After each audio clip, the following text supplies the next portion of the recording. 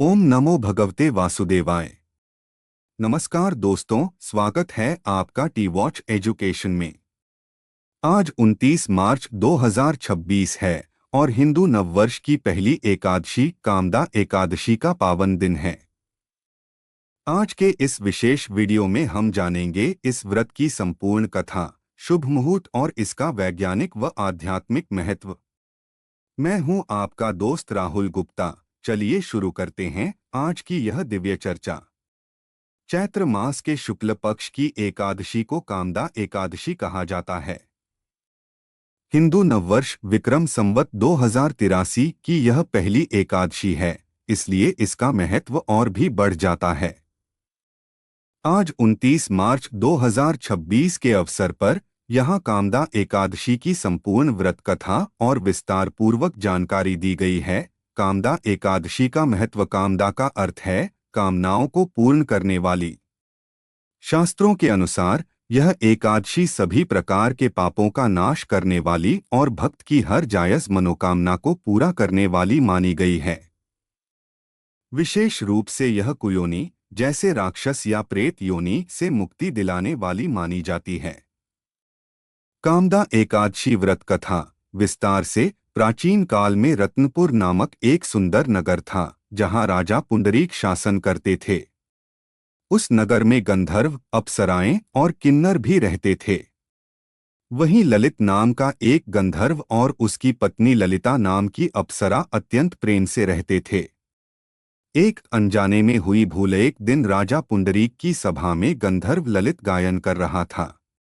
गाते गाते अचानक उसे अपनी प्रिय पत्नी ललिता की याद आ गई और उसका ध्यान भटक गया। एकाग्रता टूटने के कारण उसके गायन की लय बिगड़ गई। दो राजा का श्राप। सभा में उपस्थित करकट नामक नाग ने यह त्रुटि पकड़ ली और राजा को बता दी। राजा पुंडरीक अत्यंत क्रोधित हुए और उन्होंने ललित को श्राप देते हुए कहा, तूने मेरी सभा में मेरा अपमान किया है और काम के वश में होकर मर्यादा तोड़ी है, इसलिए तू राक्षस बन जा। श्राप के प्रभाव से ललित तुरंत एक विशाल और भयानक राक्षस बन गया। उसका शरीर पर्वताकार हो गया और वह मांस भक्षण करने लगा। तीन पत्नी का विलाप और ऋषि का मार्गदर्शन। अपने पति की यह दुर्दशा देख ललिता बहुत दुखी हुई। वह उसे ठीक करने का मार्ग ढूंढने लगी। भटकते भटकते वह विंध्याचल पर्वत पर स्थित श्रृंगी ऋषि के आश्रम पहुंची। ऋषि ने उसकी व्यथा सुनकर उसे चैत्र शुक्ल पक्ष की कामदा एकादशी का व्रत करने की सलाह दी। 4 व्रत का फल और मुक्ति। ऋषि के निर्देशानुसार ललिता ने पूरी श्रद्धा के साथ कामदा एकादशी का व्रत किया और भगवान विष्णु से प्रार्थना की कि उसके व्रत का पुण्य उसके पति को मिल जाए। व्रत के प्रभाव से ललित राक्षस योनि से मुक्त होकर पुनः अपने दिव्य गंधर्व स्वरूप में आ गया। अंत में दोनों विमान में बैठकर स्वर्ग लोक को गए। शुभ मुहूर्त 29 मार्च 2026। एकादशी तिथि प्रारंभ 28 मार्च 2026 शाम से।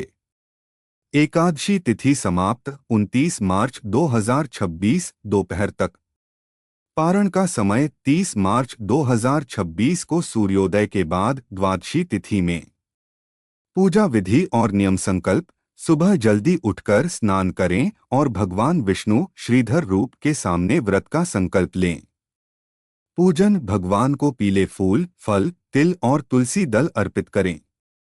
कथा। उपरोक्त कामदा एकादशी कथा का पाठ करें या सुनें। सात्विकता। इस दिन पूरी तरह सात्विक रहें, झूठ न बोलें और क्रोध से बचें।